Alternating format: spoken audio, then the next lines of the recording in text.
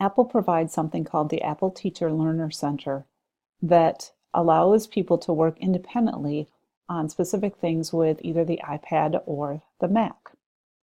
Originally, I asked that you create an Apple ID using the information I sent out.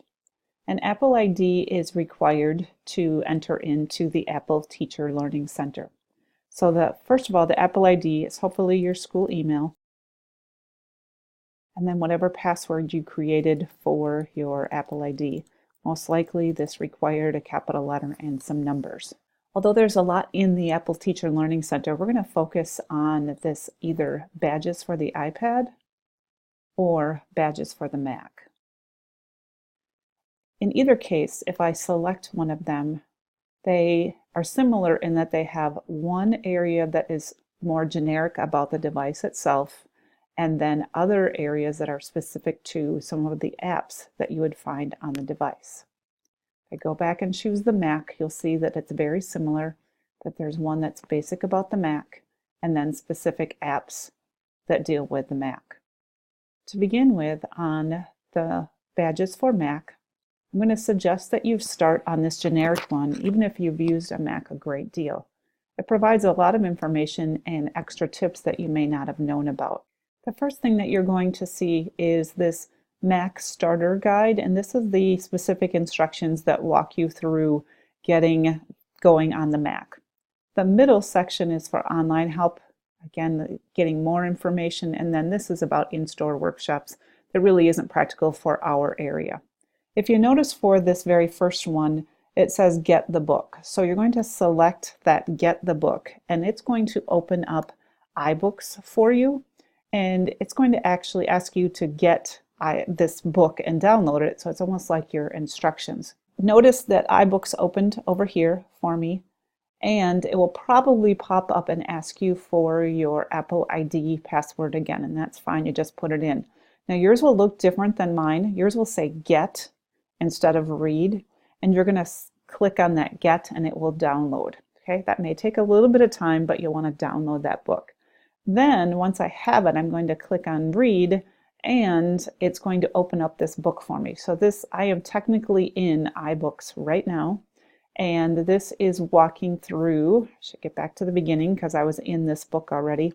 This is going to walk you through what's in the book and how to use the book, which can be very helpful. So the initial chapter is how you use this particular book. For example, in some cases, there are pictures that are have these little dots underneath them. That means there's another picture there. And it also, you show here that you can make it more full screen. So if I click on this, it's going to make it more full screen.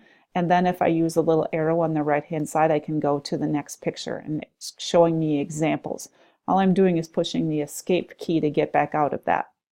Now I can turn the page by just swiping with 2 fingers on my trackpad to turn the page to be able to see more information. Now in some cases, instead of this being a series of pictures, this might be a little movie here that's giving instructions on how to do something.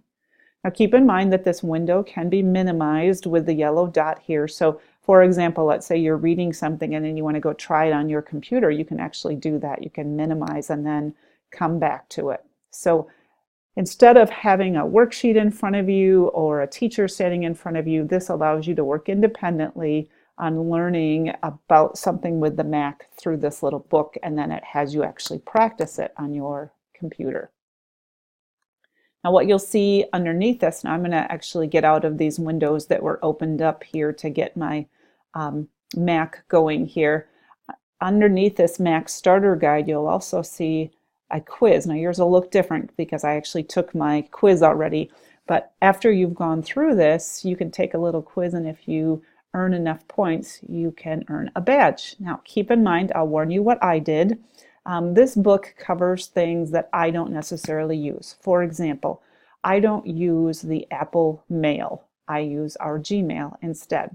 Because I don't use the Apple Mail, I skimmed over that. I really didn't pay attention to it. And guess what? On the quiz, there were some questions about it, so I didn't get those correct, so I had to go back and try again. That's perfectly fine. You can, it doesn't matter that you're earning a badge. That's totally for you. I just went back and tried again until I could get the correct number of points to earn my badge. So what's kind of cool is that you can work independently on what you want. A number of you also expressed wanting to know more about iMovie for Mac, and this is a way that you can learn more about that all on your own without waiting for someone else to lead you through it.